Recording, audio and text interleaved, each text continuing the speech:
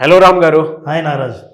మనిషి మనసు ఎప్పుడూ ఒక చోట ఉండదండి. అంటే ఇవాళ ఒక గోల్ పెట్టుకుంటే రేపు ఇంకోటి బాగుందంటే ఇంకా దాని మీదకి ఆటోమేటిక్గా వెళ్ళిపోతూ ఉంటుంది.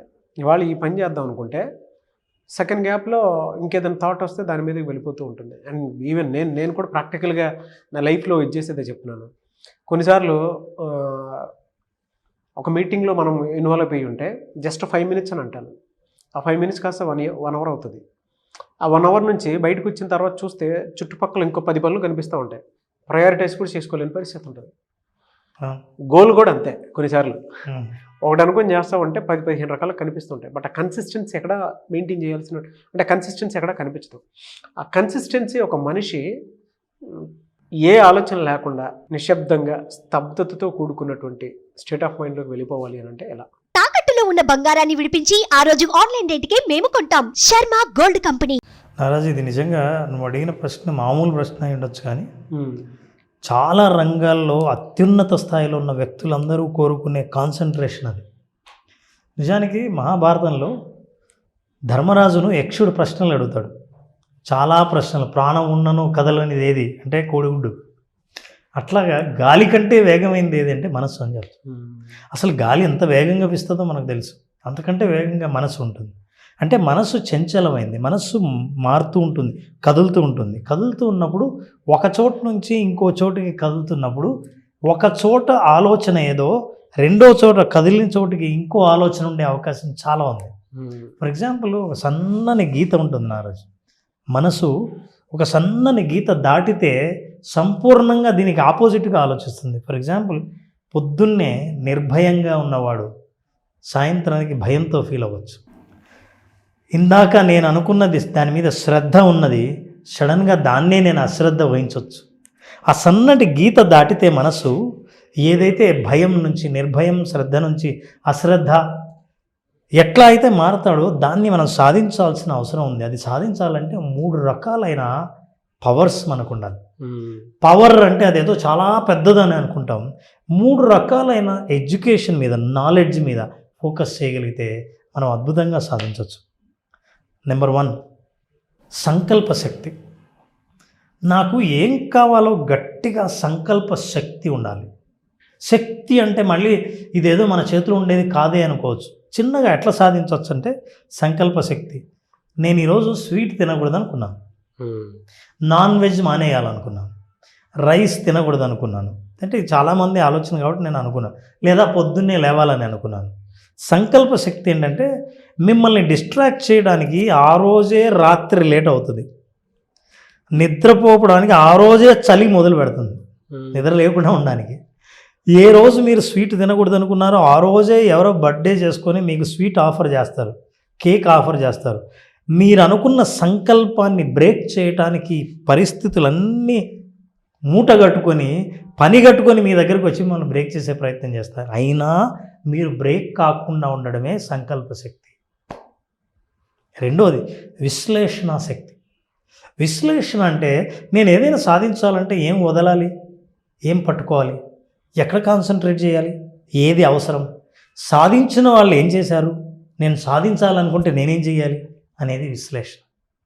విశ్లేషణ వల్ల ఏంటో తెలుసా, నేను ఎప్పుడైనా విజువలైజ్ చేసుకోవాలనుకుంటే ఏది విశ్లేషించానో అది నేను సాధించినట్టు విజువలైజ్ చేసుకోగలను.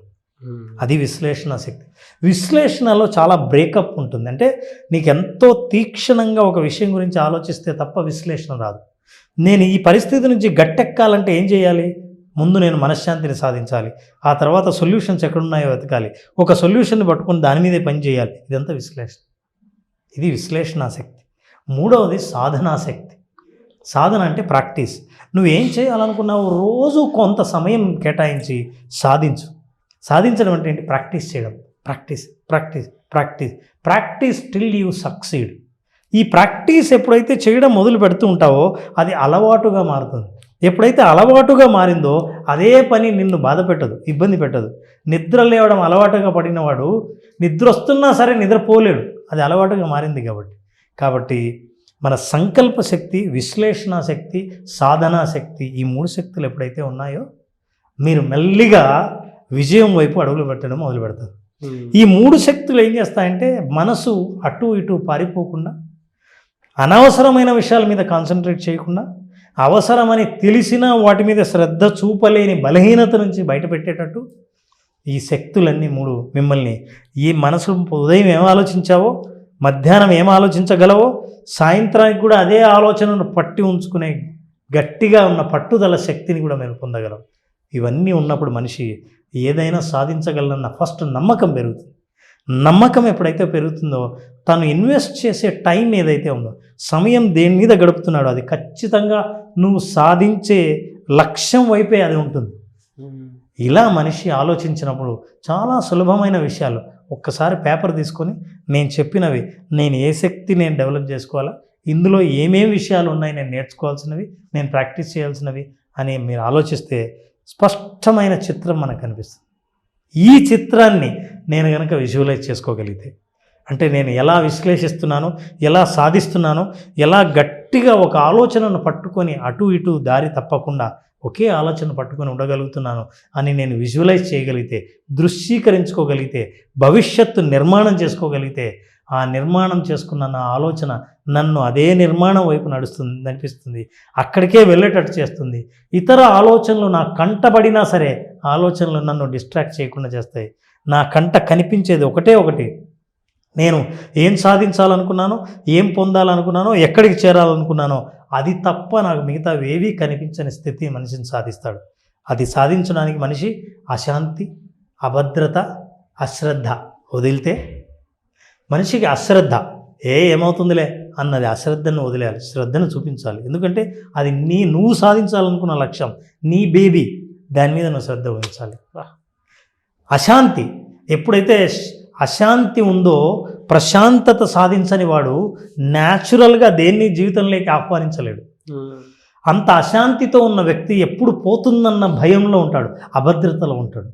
ఈ అభద్రతను వదిలేసి, అశాంతిని వదిలేసి శ్రద్ధను నువ్వు గనక నీ సొంతం చేసుకోగలిగితే, నువ్వు ఏదైనా ఇది నాదే అనే ధైర్యం నీకు రావడమే కాదు, నీ రెండు చేతులు ఎప్పుడైతే నువ్వు చాస్తావో, ఈ రెండు చేతుల చేత నీకు కావాల్సిన దాన్ని నువ్వు ఈజీగా నీ జీవితంలోకి ఆహ్వానిస్తావు.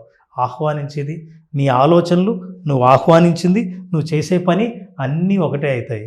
అప్పుడు జీవితంలోని సంపూర్ణ ప్రశాంతత సాధించగలవు, విజయాన్ని సాధిస్తావు. ఫ్యాంటాస్టిక్ నాలెడ్జ్ అండి.